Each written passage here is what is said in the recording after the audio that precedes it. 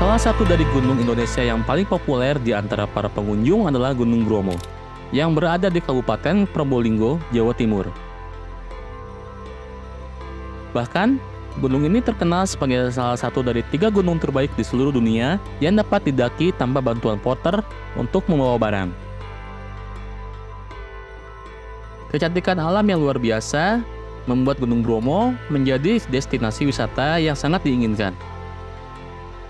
Pemandangan yang sangat memukau dari gunung yang terletak di tengah gurun pasir yang disertai dengan pelestarian tradisi lokal yang masih kuat menjadikan tempat ini sangat menarik. Oleh karena itu, tidak mengherankan jika daerah ini selalu ramai oleh wisatawan, baik dari dalam maupun luar negeri. Gunung Bromo adalah gunung berapi yang masih memiliki aktivitas. Ketika malam di sekitar gunung ini seringkali sangat dingin, dengan suhu mencapai 4 derajat Celcius dan dapat turun hingga 0 derajat selama musim kemarau.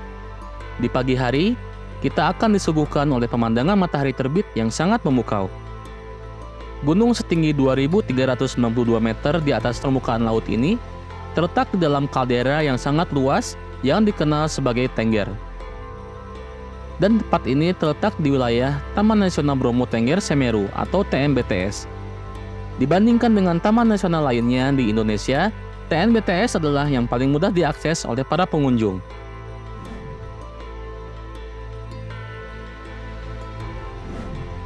Wilayah Taman Nasional ini memiliki luas sekitar 800 km persegi dan tersebar di 4 kabupaten yang berbeda, yaitu Probolinggo, Malang, Pasuruan, dan Lumajang.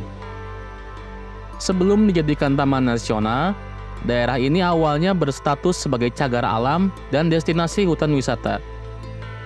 Kawasan hutan ini memiliki peran ganda sebagai daerah pelindungan alam dan juga sumber produksi kayu. Dikarenakan keberadaannya yang dipenuhi dengan beragam kehidupan flora dan fauna yang melimpah, termasuk beberapa yang merupakan spesies endemik, serta memiliki warisan budaya yang istimewa, maka pada tanggal 12 November 1992, pemerintah Indonesia secara resmi mengumumkan transformasi kawasan Bromo Tengger Semeru menjadi taman nasional. Masyarakat suku Tengger yang tinggal di sekitar Gunung Bromo mempraktikkan agama Hindu dan melakukan ritual penyucian terhadap gunung tersebut. Nama Bromo berasal dari Dewa Brahma, salah satu dari 3 dewa utama dalam agama Hindu.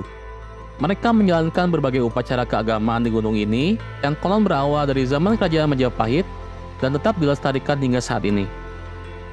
Sebagian anggota suku Tengger mencari nafkah sebagai petani dan harus mencoba keras menghadapi cuaca dingin di daerah pegunungan.